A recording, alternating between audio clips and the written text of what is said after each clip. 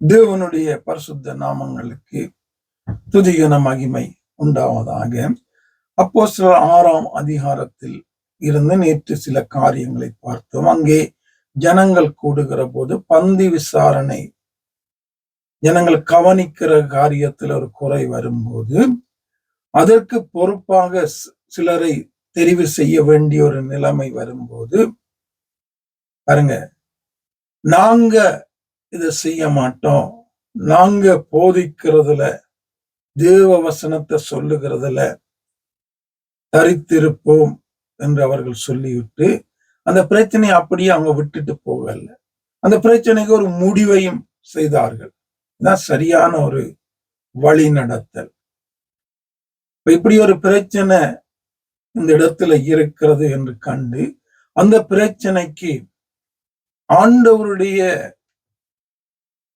சபைகள்ல, ஊழியங்கள்ல, ஜனங்கள் மத்தியில ஒரு காரியத்தைக்கு, நாங்கள் ஒரு ஊழியத்துக்கு, ஒரு வேலைக்கு நாங்கள் ஒருவரை நியமிக்கும் போது அந்த மனிதன் பரிசுத்த ஆவியினால நடத்தப்படுகிற ஒரு மனிதனா என்பதை கவனிக்க வேண்டும். தான் நேற்று பார்த்தோம். நாங்க இரண்டாவது, ஞானம் நிறைந்திருக்கிறவரா என்று பார்க்கணும். ஞானம் உள்ளவன். கர்த்தருக்கு பயப்படுகிறதே ஞானத்தின் ஆரம்பம். அப்ப என்ன ஞானம் இருக்குன்னு சொன்னா, இவர் கர்த்தருக்கு பயந்து வாழுகிற ஒரு மனிதனா இருப்பாரு. அடுத்தது, நற்சாட்சி.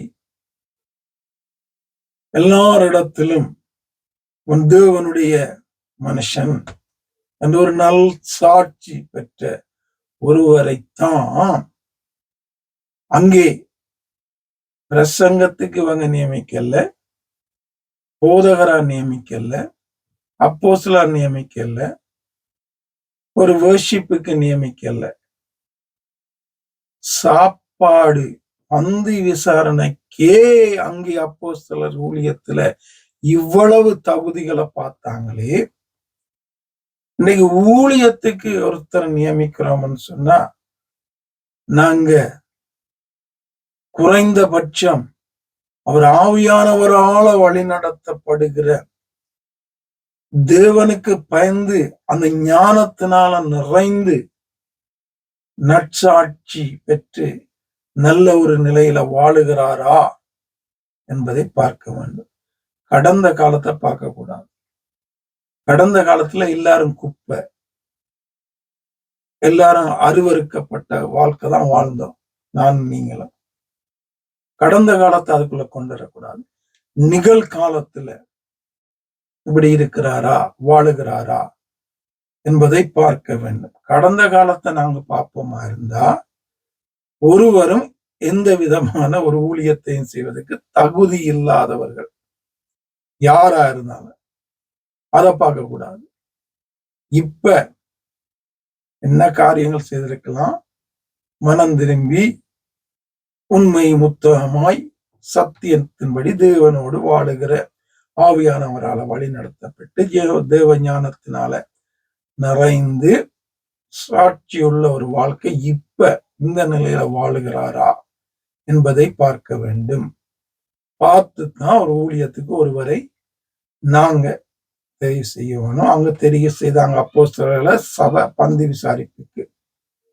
ஊழியக்காரர்களை தெரிவு செய்ய வேண்டும் என்றால் எவ்வளவு ஒரு முக்கியமான காரியங்கள் நாங்கள் பார்க்க வேண்டிய ஒரு அவசியம் உண்டு.